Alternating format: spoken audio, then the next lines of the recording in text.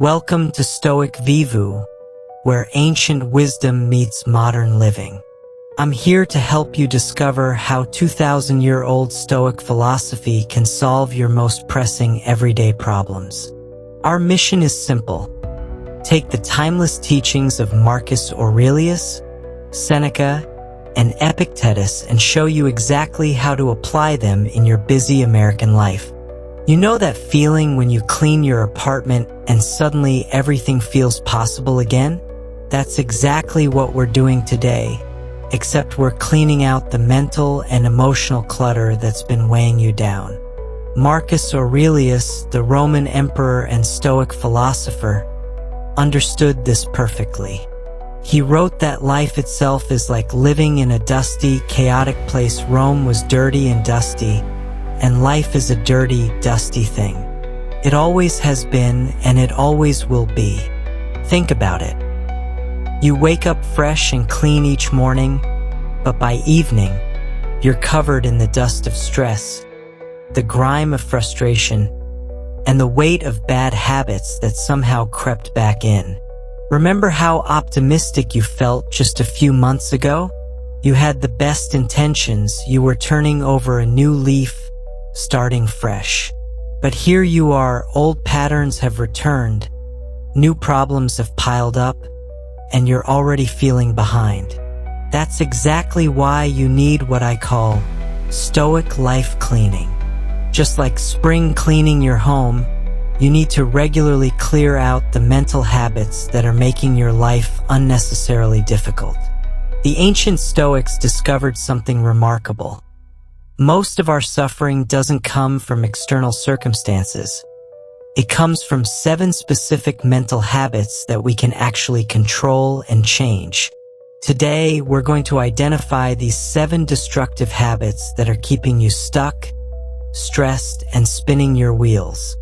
More importantly, I'm going to show you exactly how to quit each one using authentic Stoic techniques that have worked for thousands of years. These aren't modern self-help theories.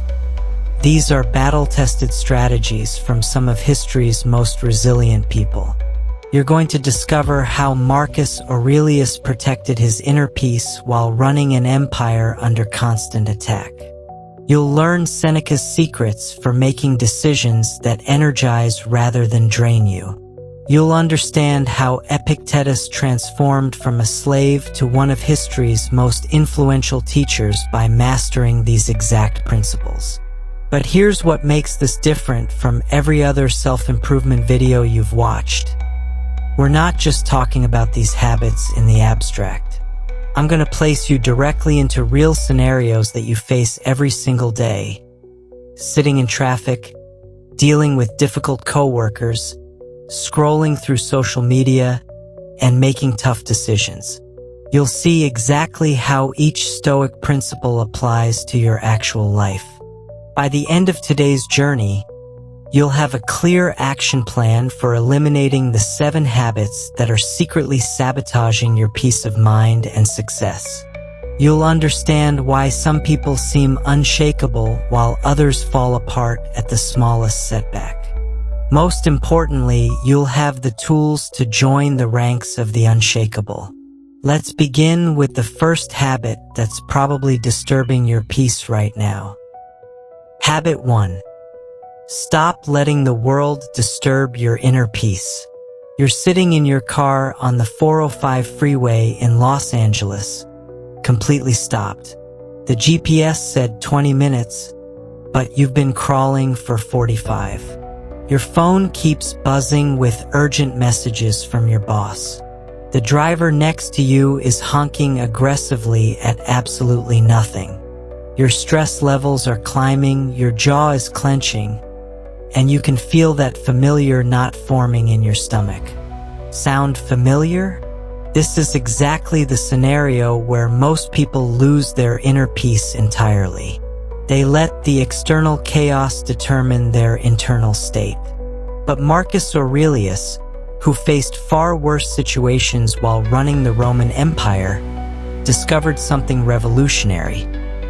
There's a part of you that the outside world literally cannot touch. He called this concept the inner citadel, an unshakable fortress inside your mind and soul. Picture this fortress as the one place where your true self lives, completely protected from external storms. Marcus wrote in his personal journal, which we now call meditations, "Confine yourself to the present, and nothing can touch the soul." This wasn't just philosophical poetry. This was his practical survival strategy. Consider this. Marcus Aurelius dealt with plagues, wars, political betrayals, and family tragedies that would break most people. Yet when you read his writings, you discover someone who maintained an incredible sense of inner calm and goodness. How? He understood that external events, no matter how dramatic or painful, cannot actually damage your core self unless you let them. Here's how this works in your daily life. You walk into your office building in downtown Chicago on a Monday morning. The elevator is broken, so you climb 8 flights of stairs. You arrive at your desk to find 3 urgent emails marked ASAP. Your computer has crashed overnight, and your coworker just informed you that Friday's presentation has been moved to today. Most people would immediately feel overwhelmed, frustrated, maybe even panicked. But if you've built your inner citadel, you respond differently. You take a breath and remind yourself, these are external circumstances. They're inconvenient, but they cannot touch who I truly am or my capacity to respond well. The broken elevator doesn't make you a broken person. The urgent emails don't create internal urgency unless you choose to let them. Your crashed computer cannot crash your inner operating system. Marcus Aurelius understood that we have 2 distinct realms of experience. The external realm includes everything that happens to you: traffic, weather, other people's behavior, work demands, financial pressures, health challenges. The internal realm includes your thoughts, your values, your character, and your responses. The Stoics discovered that while you cannot control the external realm, you have complete sovereignty over the internal realm. This doesn't mean becoming emotionally numb or pretending problems don't exist. It means recognizing the difference between problems that belong to you and problems that belong to the world. When your flight gets canceled, that's the airline's problem that becomes a logistical challenge for you to solve. It doesn't have to become an emotional crisis that ruins your entire day. Let's say you're scrolling through social media during your lunch break in New York City. You see friends posting about their expensive vacations, colleagues celebrating promotions you wanted, and family members sharing political opinions that make your blood boil. Without an inner citadel, you start comparing, judging, getting angry, and feeling inadequate. Your peace evaporates because you're letting external content determine your internal state. With a properly constructed inner citadel, you observe the same content but maintain your equilibrium. You think, good for them on their vacation. That doesn't diminish my own life's value. You see the promotion post and think, their success doesn't equal my failure. You read the political post and think, they're entitled to their opinion, and I'm entitled to my peace of mind. The practical way to build this inner fortress starts each morning. Before checking your phone or reading the news, spend 5 minutes connecting with your core values and identity. Ask yourself, who am I beneath all the external roles and pressures? Remember that you are not your job title, your bank account, your relationship status, or your social media presence. These are external labels. Your inner citadel contains your capacity for wisdom, courage, justice, and self-discipline. The 4 cardinal virtues that no external force can take away. Throughout the day, practice what Marcus called the discipline of perception. When something potentially disturbing happens, pause and ask, is this actually happening to my soul? Or is this happening around my soul? Traffic happens around you. Rude people happen around you. Market crashes happen around you. But your fundamental goodness, your ability to choose your response, your commitment to living virtuously, these remain untouched in your inner citadel. This practice becomes especially powerful during what I call stress test moments. You get unexpected bad news. Someone treats you unfairly. You face a major disappointment. These moments reveal whether you've truly built an inner citadel or whether you're still letting external events dictate your internal experience. Marcus Aurelius faced the ultimate stress test when his most trusted general, Avidius Cassius, declared himself emperor and attempted a coup. This was personal betrayal at the highest level. Yet Marcus didn't respond with rage or revenge. He maintained his inner peace because he understood that Cassius's actions belonged to Cassius, not to him. Marcus could only control his own response, which was measured, strategic, and ultimately merciful. The beautiful paradox of building an inner citadel is that it actually makes you more effective in the external world, not less.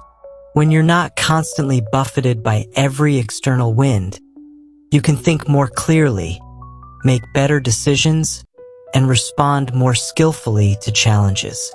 You become like the rock that Marcus often wrote about. The waves crash over it, but eventually the sea falls still around it and the rock remains. Building this habit takes daily practice, but the results are immediate. Every time you choose internal stability over external reactivity, you strengthen your inner citadel. Every time you remember that your peace comes from within, not from circumstances aligning perfectly, you become a little more unshakable. This inner fortress becomes the foundation for everything else we're going to explore, because once you've secured your inner peace, you can address the thoughts that either strengthen or weaken these protective walls. Habit 2. Quit thinking thoughts that poison your reality. You wake up at 6 a.m. in your Denver apartment and immediately reach for your phone. The first thing you see is a news alert about economic uncertainty. Then you scroll through social media and see a former colleague's promotion announcement, followed by a political post that makes you angry, then a friend's vacation photos that make you feel like your life is boring. By 6:15 a.m., before you've even gotten out of bed, you've already poisoned your mind with comparison, fear, and negativity. This is the second destructive habit that's sabotaging your peace. Letting toxic thoughts run wild in your head without any quality control. Marcus Aurelius discovered something profound about this mental process. He wrote in his Meditations, "Our life is what our thoughts make it, and the universe is change. Our life is what our thoughts make it." He understood that your thoughts literally dye the color of your entire existence. Think of your mind like a white cloth. Every thought you entertain adds a drop of color to that fabric. Negative, fearful, envious thoughts add dark, muddy colors. Grateful, hopeful, constructive thoughts add bright, clear colors. By the end of the day, the overall color of your mental fabric determines whether you experience life as beautiful or ugly, hopeful or hopeless, meaningful or meaningless. Here's what's happening in your brain when you indulge negative thinking patterns. You're driving to work in Phoenix traffic, and someone cuts you off. Instead of just noting the event and moving on, you start a mental commentary. People are so selfish these days. Nobody has respect anymore. The world is getting worse and worse. I hate my commute. I hate this city. I hate having to work with inconsiderate people all day. Notice how one small external event, someone changing lanes without signaling, triggered an entire mental cascade that painted your whole day, your city, and humanity itself in dark colors. Marcus Aurelius would call this adding unnecessary suffering to necessary events. The lane change happened, that's reality. Everything else was your mind poisoning itself with toxic interpretations. The Stoics understood that between any external event and your emotional response, there's a crucial space where your thoughts live. In that space, you have complete freedom to choose what story you tell yourself about what just happened. Most people never realize they're telling themselves stories. They think their immediate emotional reactions are just automatic facts about reality. Let's examine another common scenario. You're working from your home office in Seattle, and you get an email from your manager asking to chat about your recent project. Immediately, your mind starts catastrophizing. This can't be good. I probably messed something up. Maybe they're going to fire me. I knew I wasn't good enough for this position. I'm going to lose my health insurance. How will I pay rent? In less than 30 seconds, your thoughts transformed a neutral email into a personal disaster story. But here's what Marcus Aurelius would say: you don't know why your manager wants to chat. They might want to praise your work, ask for advice, or discuss a completely unrelated topic. Your mind created an entire tragedy from absolutely no evidence. This mental habit affects every area of your life. You text a friend and they don't respond immediately, so you think, they must be mad at me. You see your bank balance and think, I'll never have enough money. You notice a physical symptom and think, this could be something serious. You watch the news and think, everything is falling apart. Marcus Aurelius dealt with genuine disasters, plagues that killed millions, barbarian invasions, political conspiracies. Yet he consistently practiced what he called the discipline of desire and the discipline of perception.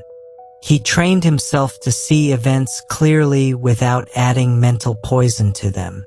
When the Antonine Plague devastated the Roman Empire, he didn't waste mental energy thinking, why is this happening to me? Or the world is ending. Instead, he focused on how to respond skillfully to the actual situation. The practical antidote starts with awareness. Throughout your day, catch yourself in the act of mental poisoning.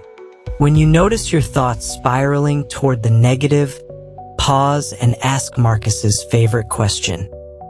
Is this thought helping me respond skillfully to reality, or is it just adding unnecessary suffering? Let's practice this with a real situation. You're walking through downtown Boston and overhear two people laughing as you pass by. Your automatic thought is, they're laughing at me. I must look ridiculous. Stop right there. Test this impression like a Stoic philosopher. What evidence do you actually have that their laughter relates to you at all? Could they be laughing about something completely unrelated? The honest answer is yes. They could be sharing a funny memory, responding to a text message, or discussing a movie. Your mind just created a story that made you the victim of their amusement. Seneca taught a powerful technique called morning preparation, where you mentally rehearse potential challenges and practice responding to them with constructive rather than destructive thoughts. Before leaving your house, imagine possible scenarios: traffic delays, difficult conversations, and unexpected problems. Then practice thinking about each scenario clearly and calmly rather than catastrophically. This doesn't mean becoming unrealistically positive or ignoring genuine problems. It means becoming accurate in your thinking. If you lose your job, that's a real challenge that requires practical action.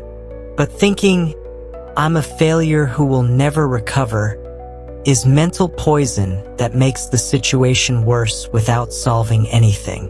Thinking, "This is difficult, and I can handle difficult things," keeps your mental fabric clean while you address the actual problem.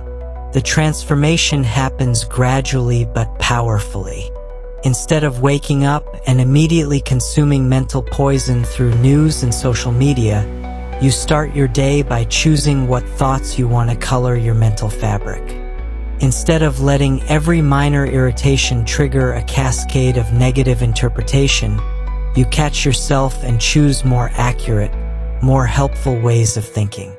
Marcus Aurelius wrote, "You have power over your mind, not outside events.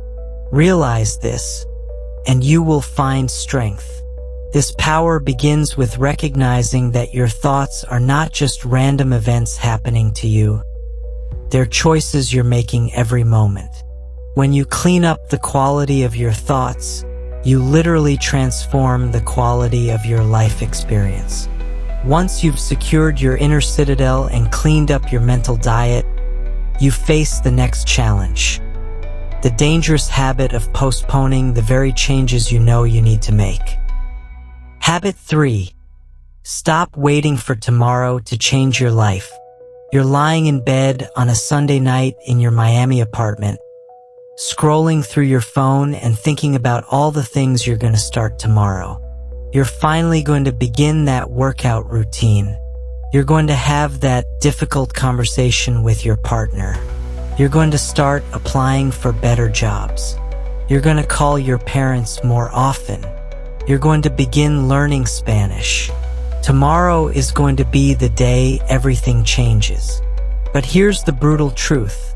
You had these exact same thoughts last Sunday night, and the Sunday before that, and probably the Sunday before that too.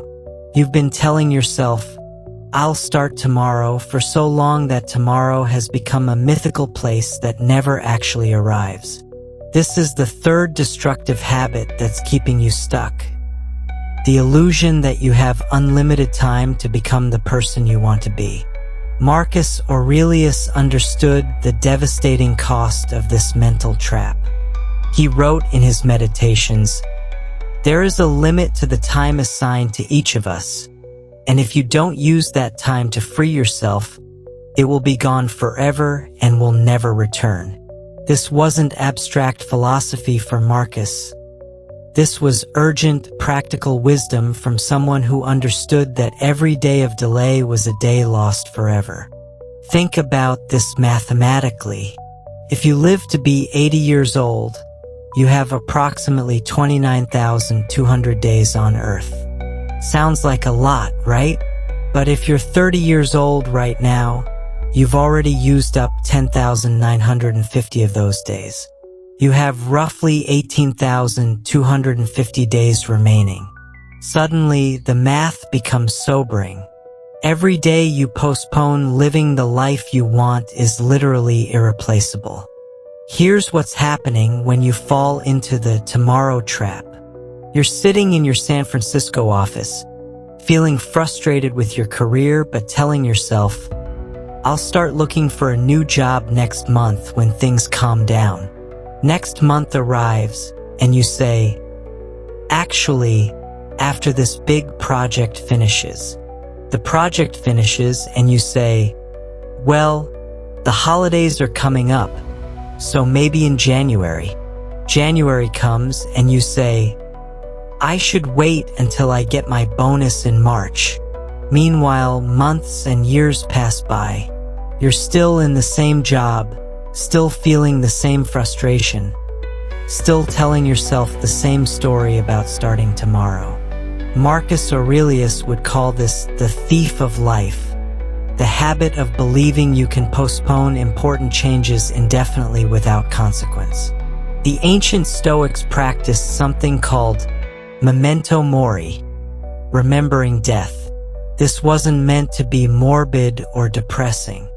It was meant to create healthy urgency about living fully right now. Marcus regularly reminded himself that he could die today, not to create anxiety, but to clarify what actually mattered and inspire immediate action on important things. Consider another common scenario. You're having dinner with friends in Chicago, and someone mentions they're taking salsa dancing lessons. You think, "I've always wanted to try that." Your friend gives you the studio's contact information. You save it in your phone and tell yourself you'll sign up this week. But this week turns into next week, which turns into next month, which turns into maybe next year. What you don't realize is that every postponement sends a signal to your subconscious mind that your desires aren't really important. You train yourself to be someone who has ideas but doesn't follow through. You become comfortable with the gap between what you say you want and what you actually do. This comfort with postponement spreads to every area of your life. Seneca wrote extensively about time as our most precious and non-renewable resource. He observed that people are very careful about their money. They wouldn't let strangers steal $20 from them, but they casually give away hours, days, and years through procrastination and delay. They treat time as if it were infinite when it's actually the scarcest commodity they possess. The cure begins with honest acknowledgement. You must admit that someday is not a day of the week. When things calm down is not a real time period. When I have more money is not a prerequisite for every meaningful change. When I feel more motivated is not how motivation actually works. These are all stories you tell yourself to avoid the discomfort of taking action right now. Marcus Aurelius faced this challenge while running the Roman Empire. He could have easily told himself, "I'll focus on my philosophical development after I deal with this war, this plague, this political crisis." But he understood that there would always be another crisis. If he wanted to grow as a person and live according to his values, he had to do it while managing the chaos, not after it ended. Here's how this works practically in your life. You want to exercise more regularly. Instead of saying, "I'll start a comprehensive workout program next Monday," you do 20 push-ups right now. Today, this moment. You want to improve your relationship with your spouse. Instead of planning a big conversation for next weekend, you put down your phone during dinner tonight and ask how their day really went. The power is in the immediate action, no matter how small. When you take any step forward today, you break the postponement pattern. You prove to yourself that you're someone who follows through. You build momentum that makes the next action easier. You honor the limited time you actually have instead of pretending you have unlimited time. Let's say you're walking through downtown Portland and you see a bookstore. You think, "I should read more books." The postponement habit says, "I'll make a reading list this weekend and start next month." The immediate action habit says, "I'll go in right now and buy one book." You don't need the perfect reading plan or the optimal schedule. You need to walk into that bookstore and buy a book today. This doesn't mean making reckless decisions without any planning. It means distinguishing between actions that genuinely require preparation and actions you're postponing out of fear, perfectionism, or simple procrastination. Most of the changes you want to make don't require elaborate preparation. They require courage to start before you feel completely ready. Marcus Aurelius wrote, "At dawn, when you have trouble getting out of bed, tell yourself, 'I have to go to work as a human being.'" He understood that being fully human means taking action on what matters, even when it's inconvenient, uncomfortable, or imperfect. Every day you postpone important changes is a day you choose comfort over growth and familiarity over the life you actually want. The time assigned to you is already ticking away, and it will never return. Habit 4. Quit making decisions that drain your energy. You're sitting at your kitchen table in Austin on a Tuesday evening, staring at your laptop screen. You've been offered a new job that pays 20% more than your current position, but something feels off about the company culture. You've been weighing the pros and cons for 2 weeks now.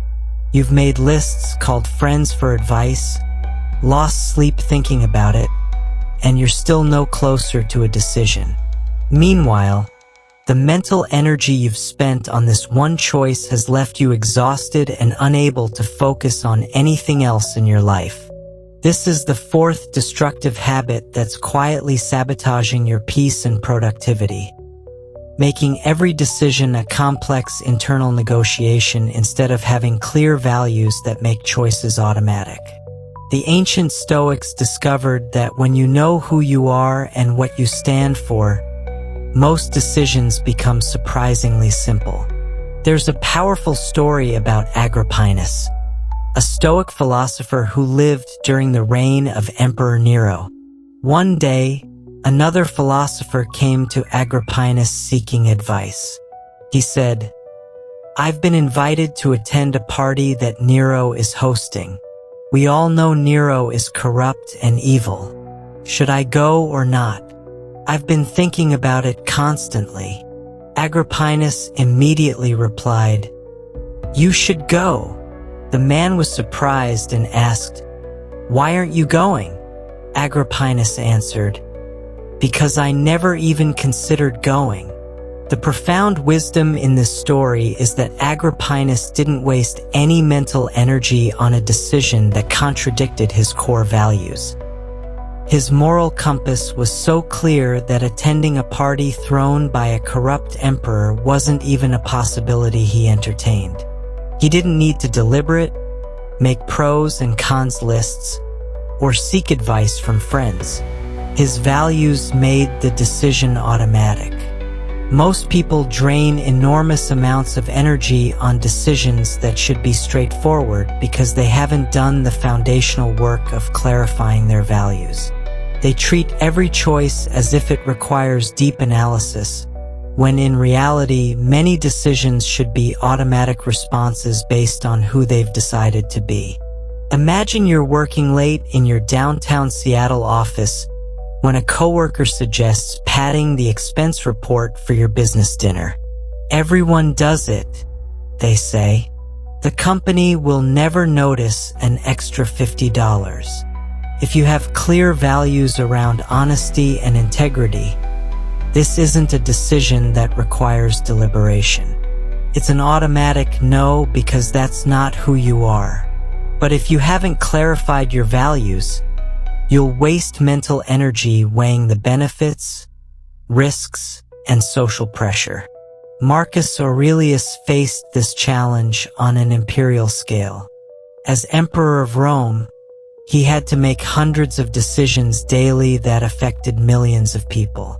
He couldn't afford to treat every choice as a complex deliberation.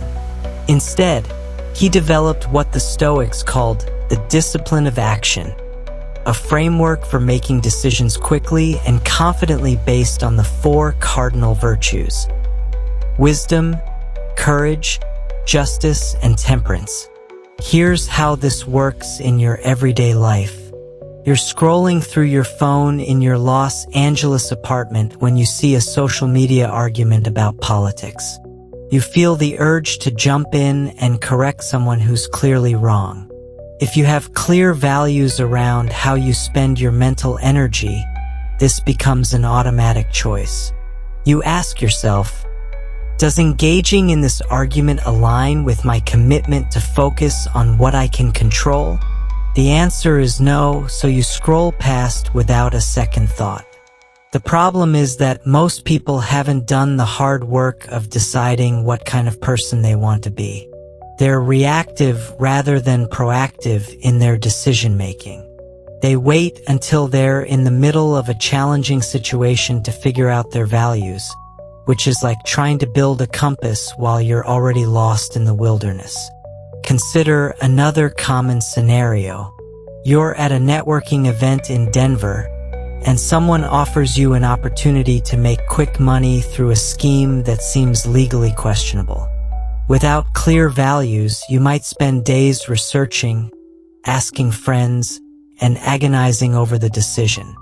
With clear values around integrity and long-term thinking, the decision is immediate. This opportunity doesn't align with who you've decided to be. Seneca wrote about this principle in his letters to Lucilius. He explained that wise people make decisions quickly not because they're impulsive, but because they've already done the deep thinking about their principles. They've pre-decided how they'll respond to common ethical dilemmas, financial temptations, and social pressures. When these situations arise, they don't need to start from scratch. They just apply their pre-established framework. The energy you save from automatic value-based decisions can then be directed toward choices that genuinely require careful consideration. Instead of exhausting yourself deliberating about whether to gossip about a coworker, automatic know if you value respect and kindness. You can focus your decision-making energy on complex questions like career direction, major purchases, or relationship commitments. Here's a practical exercise that transforms how you make decisions. Identify 5 core values that define who you want to be. Maybe they're honesty, creativity, family, growth, and compassion. Then, for each value, write down 3 specific behaviors that align with that value and 3 behaviors that contradict it. Now you have a decision-making framework that eliminates energy drain from routine choices. For instance, if one of your core values is health, then certain decisions become automatic. When the waiter asks if you want dessert after you've already had a large meal, you don't need to deliberate. You've pre-decided that you're someone who makes choices that support your physical well-being. When friends invite you out for drinks on a night when you plan to go to the gym, the decision is automatic based on your values. This doesn't make you rigid or inflexible. It makes you efficient and aligned. You save your decision-making energy for choices that actually matter while living consistently with your chosen identity. Marcus Aurelius called this the discipline of desire, wanting what aligns with your values and automatically declining what doesn't. The beautiful result is that your life becomes more coherent and less chaotic. Instead of feeling like you're constantly making difficult choices that drain your energy, you're living according to a clear internal compass that makes most decisions obvious. You become someone who knows what they stand for and acts accordingly. When your values are clear, decisions that used to exhaust you become simple expressions of who you've chosen to be, and that clarity frees up mental space for what genuinely deserves your careful attention. Habit 5. Stop saying yes when you should say no. You're sitting at your desk in your Manhattan office at 7 p.m. on a Friday, finally ready to leave for the weekend. Your phone buzzes with a text from your college friend asking if you can help them move tomorrow morning.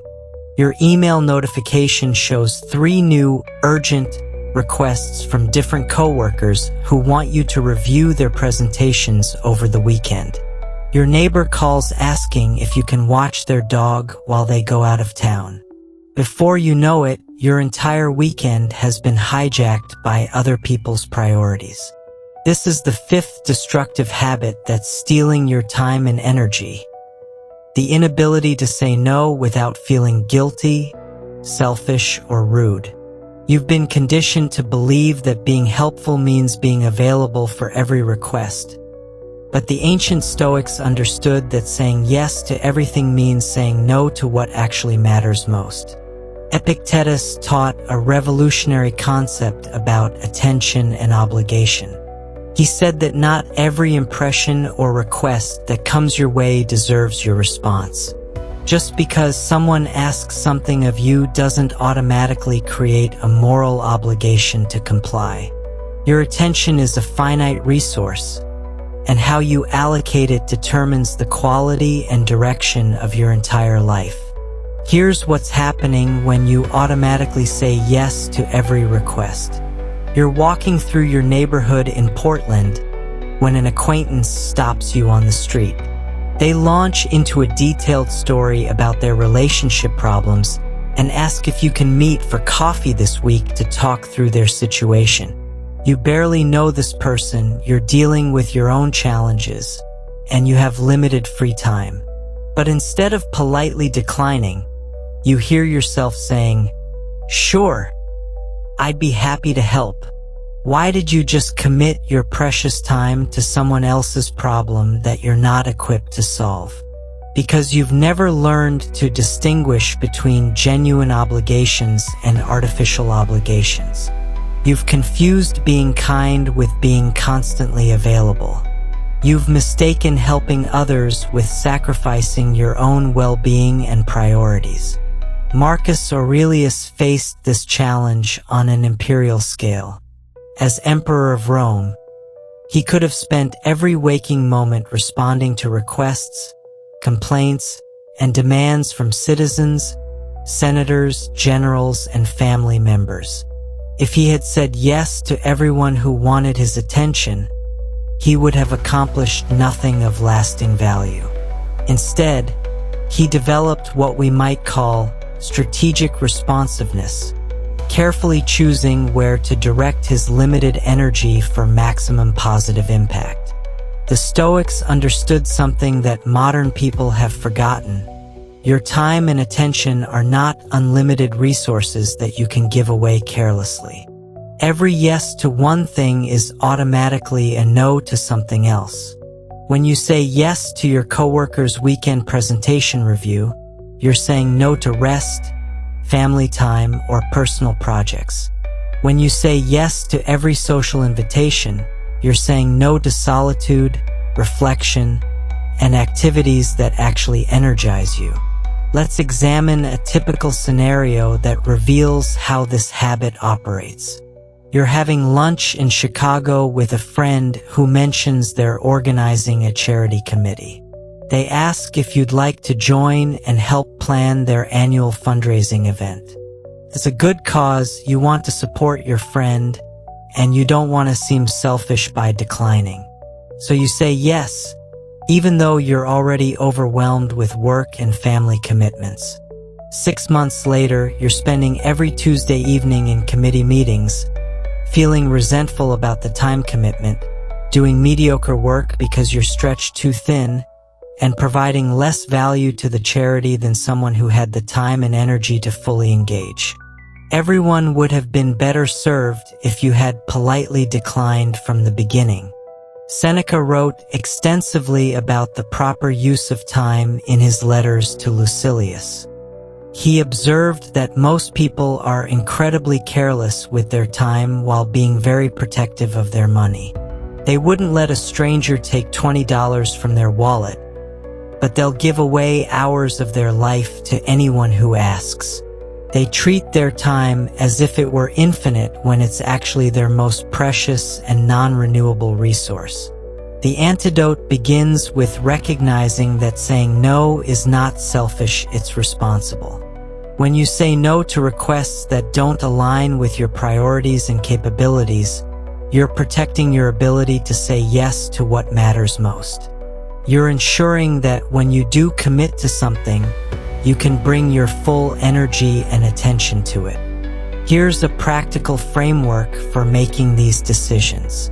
Before automatically saying yes to any request, ask yourself 3 questions that Epictetus would approve of. First, does this align with my core values and priorities? Second, do I have the genuine capacity to do this well without sacrificing more important commitments? Third, Am I saying yes out of authentic desire to help or out of fear, guilt, or people-pleasing? Let's apply this to a real situation. You're working from your home office in Austin when a former colleague calls and asks if you can write a recommendation letter for their job application. You haven't worked closely with this person, you don't know their recent work quality, and you're facing a deadline on your own project. The old pattern would be to say yes immediately out of politeness. The Stoic approach is to honestly assess whether you can provide genuine value. If you can't write a meaningful recommendation based on real knowledge of their work, saying yes doesn't actually help them. It helps them get a lukewarm letter that might hurt their chances. The truly helpful response is to decline and suggest they ask someone who can provide a strong, specific recommendation based on recent collaboration. This principle extends to social obligations that drain rather than energize you. You're invited to a party in Denver where you won't know anyone except the host. The conversation will likely focus on topics that don't interest you, and you'll spend the evening feeling awkward and out of place. You don't have to attend every social event you're invited to. Declining politely allows the host to invite someone who will genuinely enjoy and contribute to the gathering. The transformation happens when you realize that healthy boundaries actually improve your relationships rather than damaging them. When you're selective about your commitments, you can be fully present for the ones you choose. When you stop saying yes out of obligation, your yes becomes more meaningful and valuable. People start to respect your time more when you respect it yourself. They learn to make requests more thoughtfully when they know you'll consider them carefully rather than automatically agreeing. Your relationships become based on genuine mutual value rather than one-sided accommodation. Ultimately, learning to say no with grace and confidence frees up space for the relationships, projects, and experiences that truly deserve your irreplaceable time and energy. Habit 6. Quit rushing through life without purpose. You're running through the Dallas airport terminal, juggling your phone, coffee, and carry-on bag while trying to make your connecting flight. You're simultaneously answering work emails, checking your boarding pass, and worrying about the presentation you have to give tomorrow. You reach the gate just as boarding begins, collapse into your seat feeling frazzled and exhausted, and immediately start planning what you need to accomplish during the flight. Sound familiar? You've just experienced the 6th destructive habit, rushing through life so fast that you miss the very experiences you're rushing toward. This compulsive need for speed is destroying your ability to think clearly, make good decisions, and actually enjoy your life. The ancient Romans had a profound saying that became Emperor Augustus's personal motto, Festina lente, make haste slowly. This wasn't just clever wordplay. It was strategic wisdom about how to accomplish more by going deliberately rather than frantically. Marcus Aurelius understood this principle deeply. Despite ruling the largest empire in human history during times of war, plague, and political upheaval, he consistently emphasized the importance of deliberate action over hurried reaction. He wrote, "Confine yourself to the present," not because he wanted to slow down progress, but because he understood that presence of mind leads to better outcomes than scattered urgency. Here's what happens when you default to rushing mode. You're preparing for an important job interview in your Chicago apartment. Instead of taking time to thoroughly research the company and practice thoughtful responses, you spend the morning frantically Googling basic information, hastily reviewing your resume, and choosing your outfit at the last minute. You arrive at the interview feeling unprepared and anxious, and your hurried energy shows in your scattered answers and nervous demeanor. The cruel irony is that your attempt to save time through rushing actually costs you the opportunity you were rushing toward.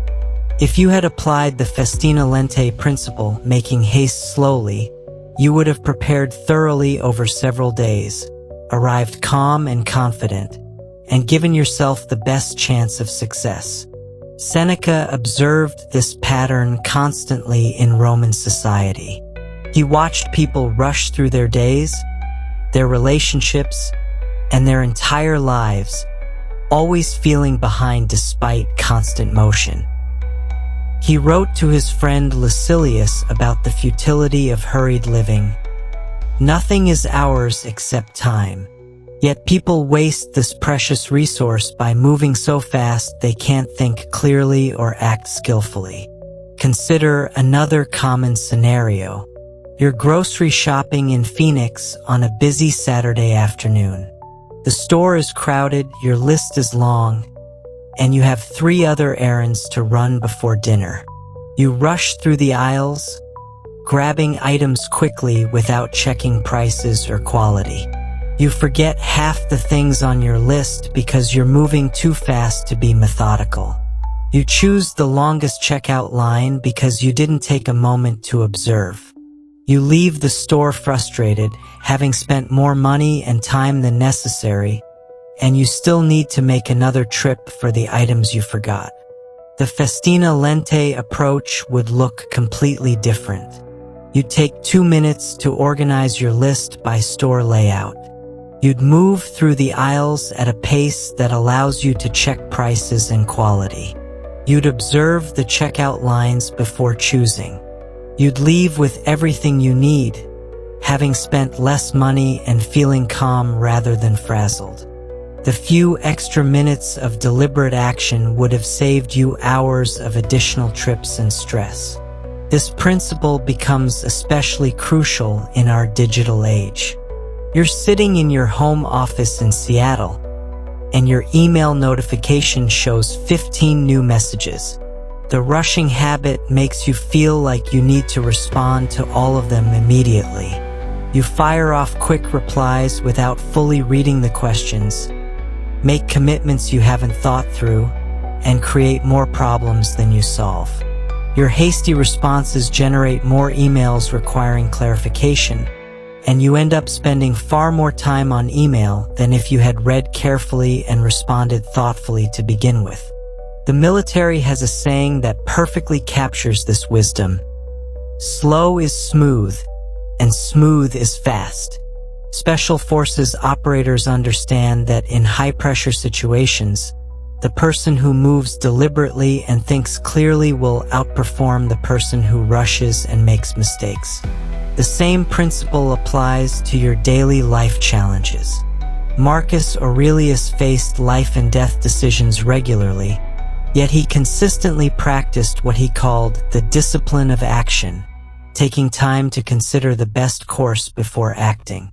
When barbarian tribes threatened Roman borders, he didn't immediately rush into battle. He gathered intelligence, consulted advisors, considered multiple strategies, and then acted decisively. His deliberate approach led to more successful outcomes than reactive rushing would have achieved. Here's how to apply this in your own life. You receive a text message that upsets you while you're having lunch in Portland. The rushing habit would have you immediately typing an angry response. The festina lente approach means you put the phone down, finish your meal, and take time to consider what response would actually improve the situation. Often, you'll discover that no response is the wisest choice, or that waiting until you're calm allows you to communicate more effectively. This doesn't mean becoming slow or inefficient. It means distinguishing between genuine urgency and artificial urgency. True emergencies require immediate action, but most of what feels urgent is actually just habitual rushing that makes everything feel like an emergency. When you slow down enough to think clearly, you realize that very few things actually require instant response. The transformation begins with questioning your automatic assumption that faster is better. When you're walking to a meeting, resist the urge to check your phone while walking. Give your full attention to the simple act of moving through space. When you're eating lunch, eat lunch instead of multitasking.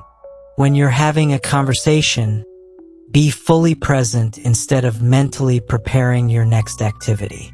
Seneca wrote, "Every new beginning comes from some other beginning's end." The rushed life never allows for genuine beginnings because you're always in the middle of finishing something else. When you make haste slowly, you create space for intention, reflection, and purposeful action. The paradox of deliberate living is that by slowing down your internal pace, you actually accomplish more of what matters. You make better decisions, build stronger relationships, and move through your days with a sense of purpose rather than panic. You discover that the goal isn't to go fast, it's to go well. Habit 7. Stop carrying emotional weight that holds you back. You're lying in bed at 2 a.m. in your Atlanta apartment, staring at the ceiling and replaying a conversation from 3 years ago. Your former business partner cheated you out of a promotion by taking credit for your work, and even though you've moved to a different company and built a successful career, you still feel angry when you think about what happened. You carry this resentment like a heavy backpack that you never take off, and it colors how you approach new partnerships, trust colleagues, and view workplace dynamics. The person who wronged you has probably forgotten the incident entirely, but you're still carrying the emotional weight of their actions. This is the 7th and perhaps most destructive habit that's stealing your peace and limiting your potential. Holding on to emotional baggage that serves no constructive purpose in your present life. Marcus Aurelius faced betrayals that would break most people, including a coup attempt by his most trusted general. Yet he understood something profound about the futility of carrying grudges and resentments. He wrote in his meditations, "How much trouble he avoids who does not look to see what his neighbor says or does, but only to what he does himself." Marcus realized that when you're constantly replaying past hurts and nursing old wounds, you're giving your mental energy to people and situations that no longer exist in your present reality. You're literally choosing to live in the past instead of building your future. Here's what's happening when you carry emotional weight. You're having coffee with a friend in Denver, and they mention someone who reminds you of your ex-spouse who left you 5 years ago.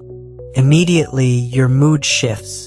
Your chest tightens, your jaw clenches, and you spend the rest of the conversation only half listening because you're internally reliving arguments and betrayals from a relationship that ended half a decade ago. Your friend notices you've become distant and wonders what they said wrong. The cruel reality is that your ex-spouse is probably living their life completely unaware that you're still carrying anger about how things ended. They've moved on, built new relationships, and rarely think about you.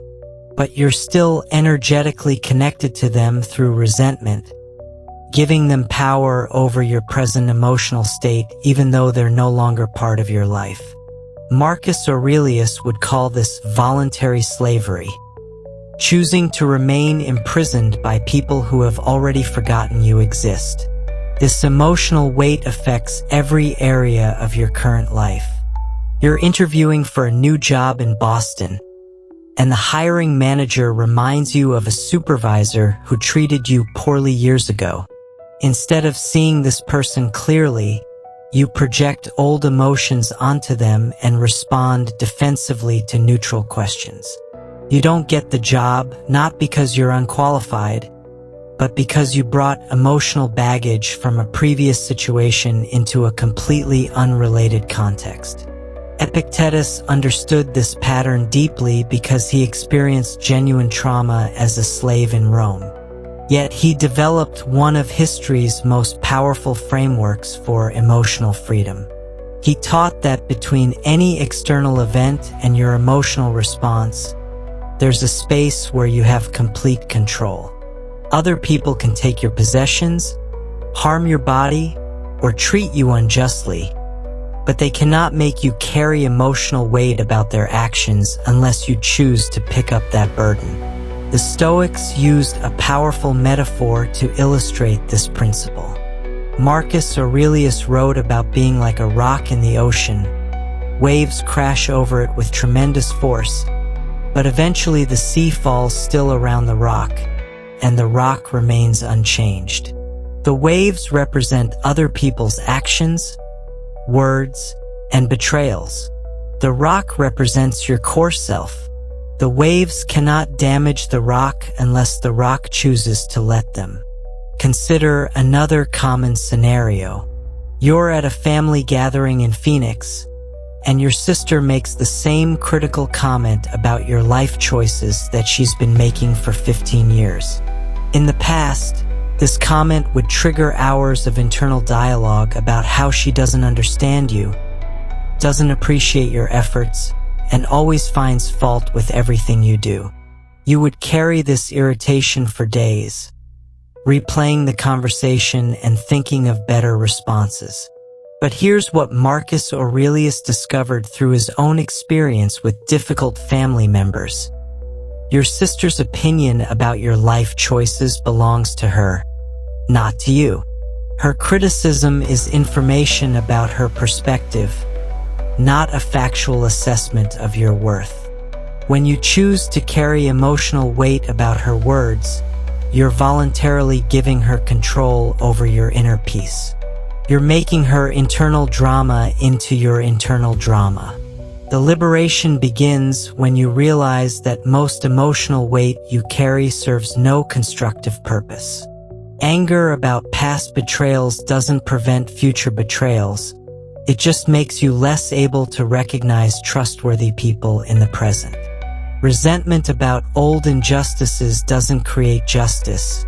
It just makes you bitter and suspicious. Replaying painful conversations doesn't change what was said. It just keeps you trapped in experiences that are already over. Seneca practiced a powerful technique for releasing emotional weight. Every evening, he would review the day and consciously choose to forgive anyone who had wronged him. Not because they deserved forgiveness, but because he deserved peace. He understood that forgiveness isn't about excusing other people's behavior. It's about freeing yourself from the burden of carrying their actions in your heart. This doesn't mean becoming naive or failing to learn from painful experiences. It means extracting the lesson without carrying the emotional charge. If someone cheated you in business, the lesson might be to require written contracts and check references more carefully. But you don't need to carry anger about that person to apply these practical safeguards in future dealings. Here's a practical exercise that transforms how you handle emotional weight. When you notice yourself replaying an old hurt or nursing a familiar resentment, ask Marcus Aurelius's favorite question: where are they now? The person who wronged you might be dead, moved away, or living their life completely unaware of your ongoing anger. Meanwhile, you're choosing to give your present moment energy to someone who isn't even thinking about you. The profound shift happens when you realize that emotional freedom isn't about other people changing their behavior. It's about you choosing not to carry their behavior in your heart. When you release the weight of old hurts, you create space for new experiences, relationships, and possibilities that can't coexist with resentment and anger. Marcus Aurelius wrote, "The best revenge is not to be like your enemy." When you refuse to carry emotional weight about how others have treated you, you become someone who cannot be controlled by other people's actions, and that is the ultimate victory. Now is your life-changing action plan. We've journeyed through 7 destructive habits that have been quietly sabotaging your peace, energy, and potential. You now understand how to protect your inner citadel from external chaos, clean up the thoughts that poison your reality, take immediate action instead of postponing change, make decisions that energize rather than drain you, say no to preserve your most valuable resource, move with purpose instead of frantic speed, and release the emotional weight that holds you back. But knowledge without action is just entertainment. The ancient Stoics didn't develop these principles for philosophical debate. They created them as practical tools for living well in an unpredictable world. Marcus Aurelius didn't write his meditations to impress other philosophers. He wrote them as daily reminders to himself about how to respond skillfully to life's challenges. Seneca didn't teach time management theory. He showed people how to use their limited days wisely.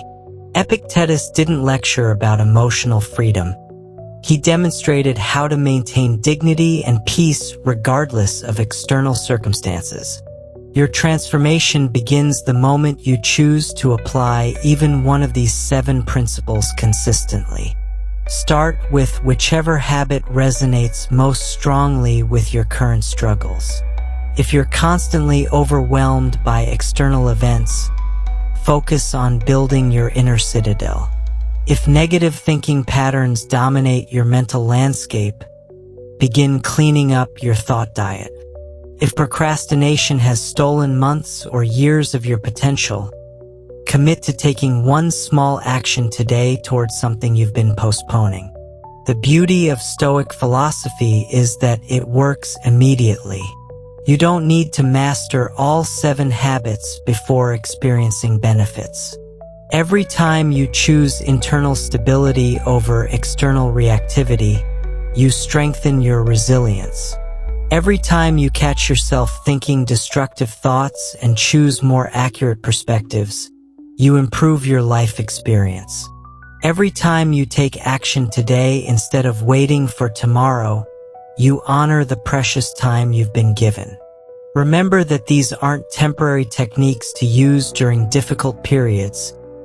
They're lifelong practices that become more powerful with repetition.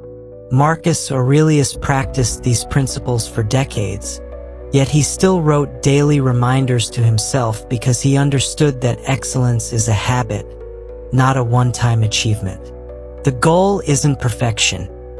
It's consistent progress toward becoming the person you're capable of being.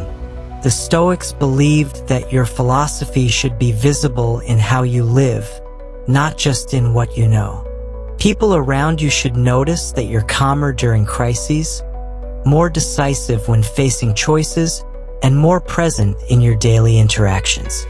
Your transformed habits should create ripple effects that improve not only your own life but also the lives of everyone you encounter. As you begin implementing these changes, remember that you're joining a tradition that spans over 2,000 years. From ancient Rome to modern America, people have used these exact principles to build unshakable lives in shaky times. You're not alone in this journey. You're part of a community that believes wisdom should be practical and philosophy should improve daily living. If this video has given you valuable tools for transforming your life, please subscribe to the Stoic Vivu channel for weekly ancient wisdom that applies to modern challenges. Like this video if these 7 habits resonated with your experience, and share it with someone who could benefit from discovering how Stoic philosophy can create lasting change.